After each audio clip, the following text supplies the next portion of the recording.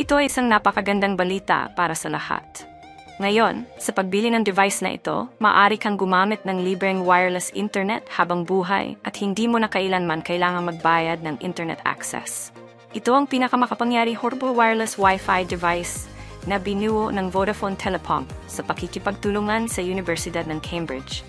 Hindi kailangan ng SIM card o load, buksan lang ito at gamitin. Kailangan mo lang bayaran ang mismong device.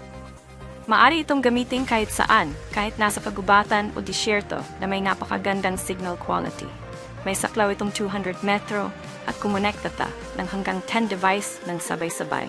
Maaari mo rin itong i-konekta sa desktop computer gamit ang USB port. 10 beses na mas mabilis ang bilis ng internet kumpara sa karaniwang Wi-Fi. 10 segundo lang ang kailangan para mag-download ng isang pelikula. Ang paglalaro, panonood ng video, at pakikinig ng musika ay hindi kailanman maglalag.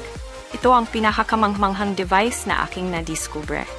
3 buwan ko pa lang itong ginagamit, ngunit nakatipid na ako ng 10,000 pesos sa bayarin sa internet.